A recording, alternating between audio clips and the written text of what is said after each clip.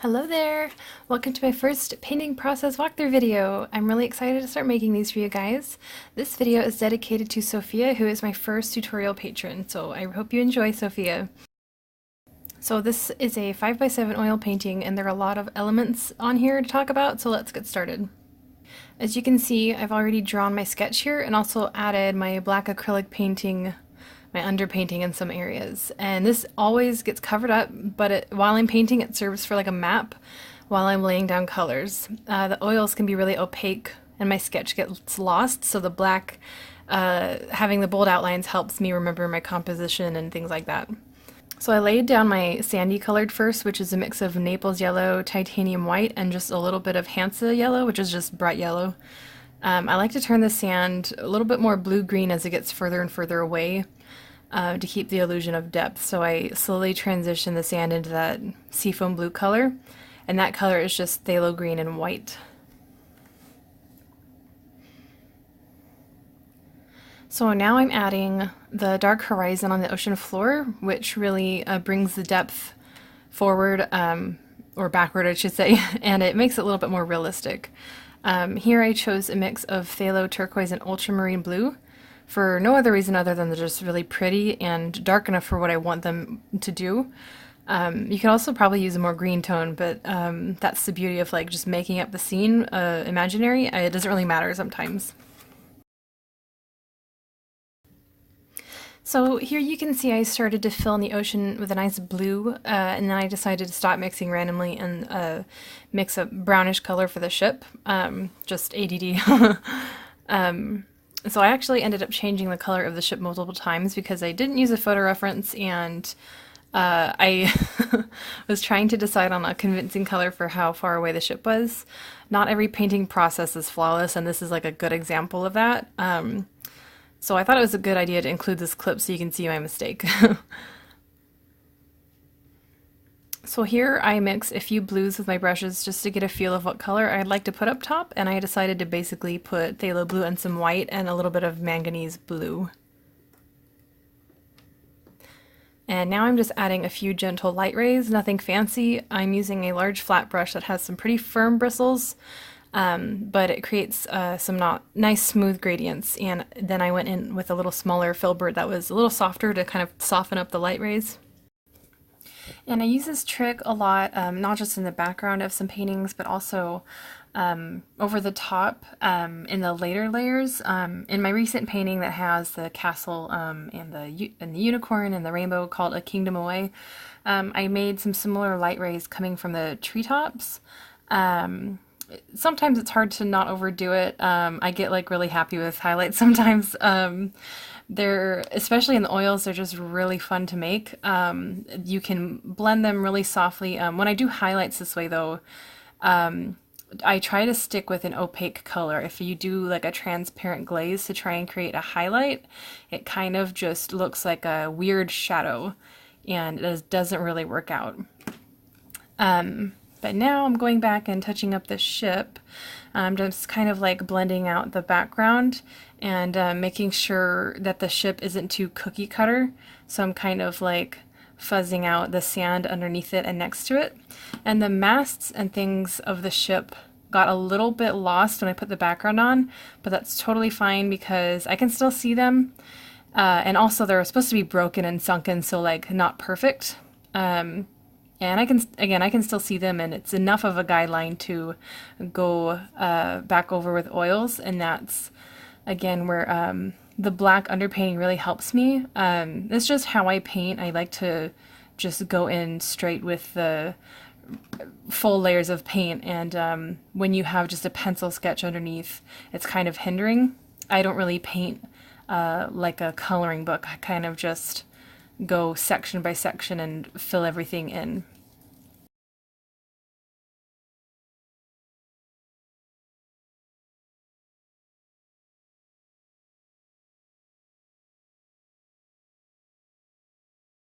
And now I'm adding some parts of the ship with just a flat, small chisel brush. It's got a sharp point. I like to use these instead of liner brushes because they stay straight. The liner brushes they tend to bend and create different thicknesses for lines, and I don't really want that. So it helps me add just a few subtle highlights here and there and keep the masts and things of the ship pretty straight. So I'm just touching this up and adding a little bit, some highlights, and I really like how like the far off sun in there is just making it kind of glitter a little bit. And I think I add some sails later, like some deteriorating fabrics like hanging off of the posts, which you don't have to have on there because the little fishes probably would have eaten it by now.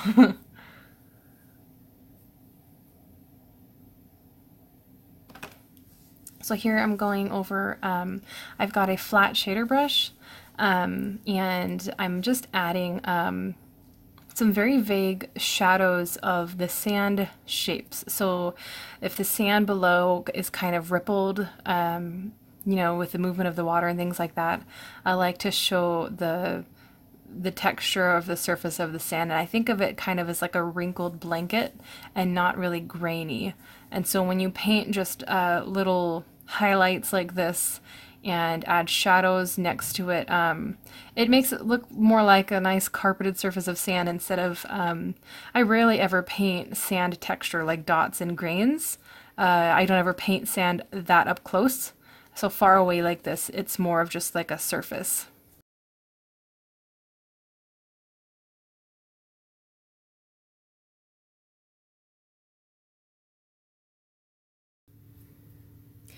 So here's the fun part with the black and white underpainting. I can use it to create some kind of darker areas with the color, so when I start adding like random plants and coral, they immediately look more dynamic. I do still make sure to put down a healthy amount of oils. I don't want I don't ever want a finished piece with like a really thin amount of oil. I don't think it's good for to keep the painting over time.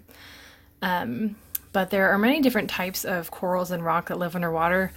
So many that like if you just start making up some shapes and textures that they look like they look real.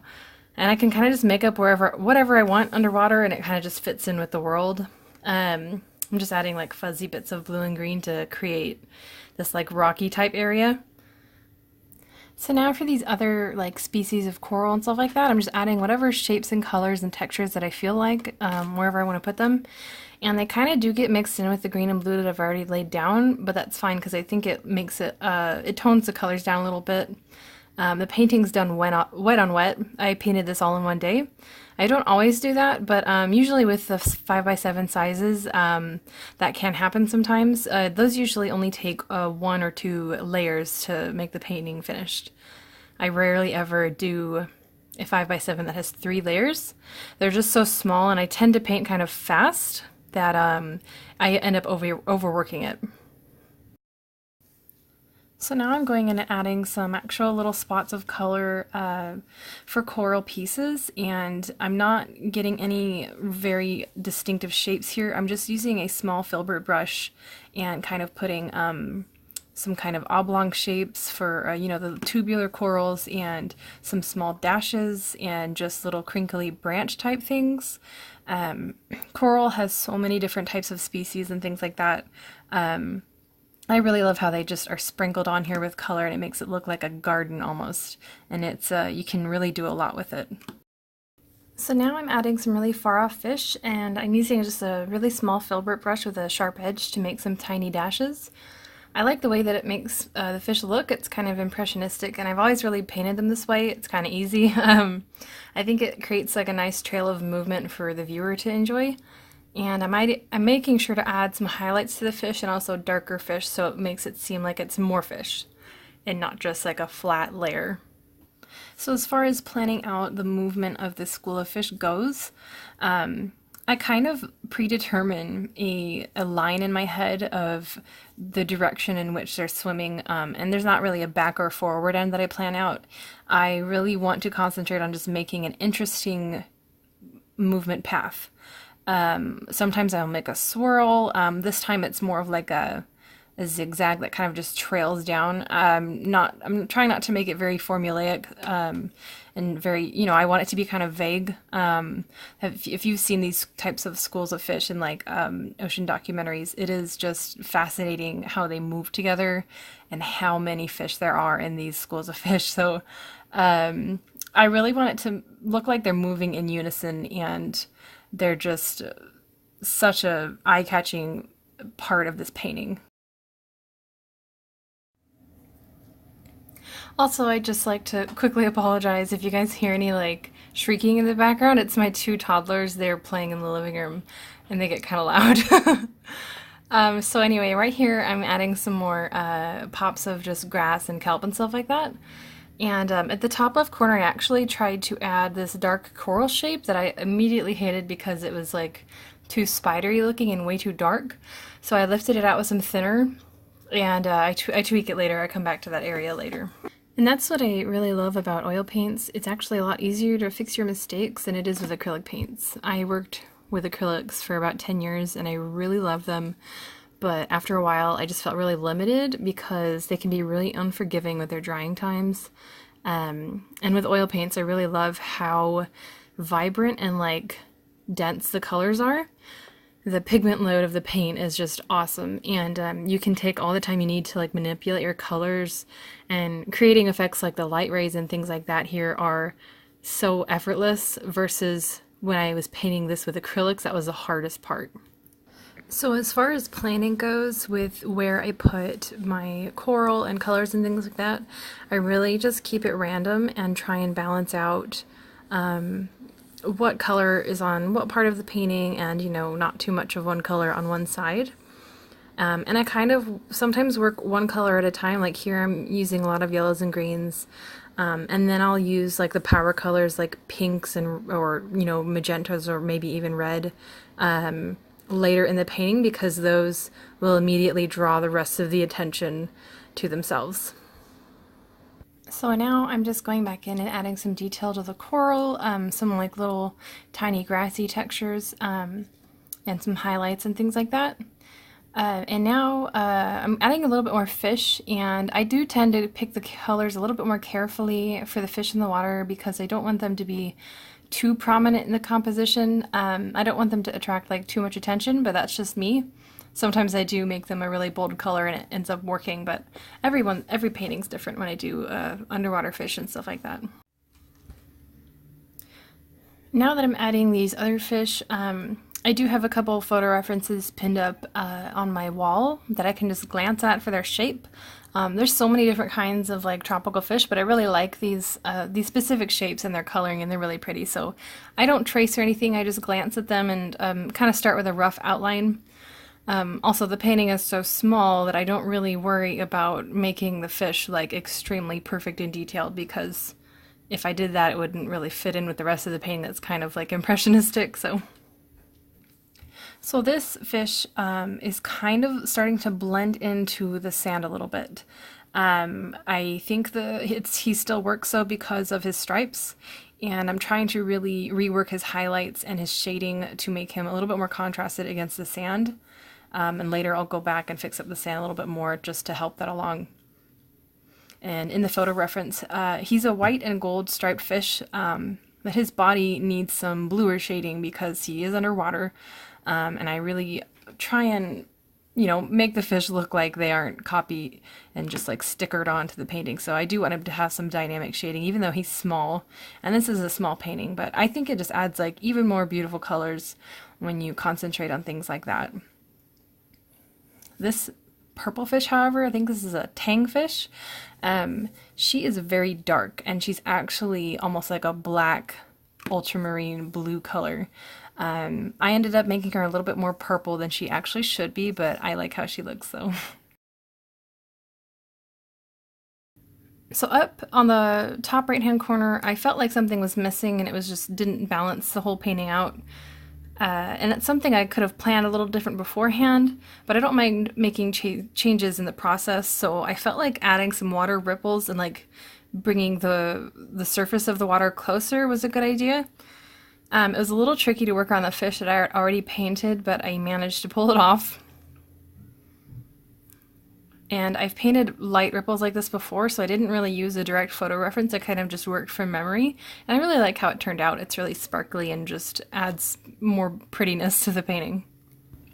And even though it is a highlight, that's where the light direction's coming from, I do make sure to include some shadows in the wave texture up above, because that is what creates you know, the highlight. You have to have shadows to have a highlight. So it also is just a lot more visually entertaining to have these kind of complex light and dark shapes. And then when I do start to put these highlights in, I think it just makes them pop a little bit. Underwater scenes are just like really fun for me to paint. The way that I paint fish is sometimes really simple, and this time I'm adding just like a little dab of color that's kind of in like a V shape. There's some fish that are really skinny that the only fins that you can really see is like their tail fin, and I think they're really cute. And I never really go for photorealism, so just the way that the fish look and are moving through the water and add color is enough for me. And it's hard to overdo it. It's hard to not overdo it and add like way too many fish in detail, because it's really fun and easy, so you kind of have to just watch out for that. And so now I've gone back to the ship and I'm tweaking it a little bit more. It didn't really feel quite right. And again, a photo reference would have helped, but sometimes I'm too impatient or I can't find the right picture that I want to use or like the right ship. So I save a little bit of time just by like struggling through the painting. But again, photo references for certain objects like this, they do make it easier. So now I'm going back into the ship again. I feel like it obviously needs a little bit more. I just don't like anything to ever look too plain. So I'm kind of adding some like textures to make it look like there's some coral or barnacles or things growing on it. And I like the green glow that I added here. It makes it just look like the sun is really coming down on it and highlighting like the scum that started to grow on it. And I did decide to put some sails on here. Or it could just be like hanging plant matter, just whatever I really want it to be. I like how the hanging stuff just gives it another direction for your eyes to look at with the ship. And I use that a lot in my paintings. Well, even, you can see on this one on the top, there's some like hanging coral. I like how like moss and hanging flowers and things like that bring your eyes back into the scene. And I originally wanted the top left corner to have colorful rocks and coral just like the other corners, but I ended up with plenty of that down at the bottom and a lot of detail at the bottom, so I just carried over the water ripple to the left side. I saw like a space that looked kind of blank, like it didn't really fit with the rock texture, so I just decided to make it look like the water ripple. And I like how it makes the water look a little bit more shallow. And I'm just using that flat shader brush again. And here I start to add even more fish. I really sometimes just load up on fish because they're so fun to paint when you load up the brush really well and just make little dabs. It's really kind of fast sometimes to just add them in a little cluster. I really like this lime green color. I use it a lot, especially for fish. I think they're just so pretty and shiny looking. And I think I'm going back to the ship here to touch up the shadow again, and I end up working around the fish on the on the corner of the ship right there, which is a little difficult again, but they looked okay. And I like how it added that fogginess with the ship again. So here we're nearing the end of the painting. I'm just adding a few more highlights to the sand below and just reshaping that fish a little bit. And he's really small, so his tail kind of got lost and it was hard to distinguish like what his shape was. He got kind of like squished. So I had to reshape him a little bit. And in hindsight, I probably should have picked maybe a different color fish or maybe not have put him there. But I really, he was just there and I decided to go with it. And I really like painting that type of fish with the gold stripes. So he kind of just fits in with the coral below. I don't think he's too distracting, and so I decided to leave him. And here I'm signing with just a liner brush. And there we have it. At this point, the painting is like really detailed and almost overcrowded with fish, so it's time to stop. And I like how bright and cheery it looks, so I really hope this tutorial has shown you guys some new tricks. I had a lot of fun making it for you. If you have any questions or comments, I'd love to hear them, or any requests for future walkthroughs. That would be awesome. So thank you guys so much for watching, and I will see you next month. Bye!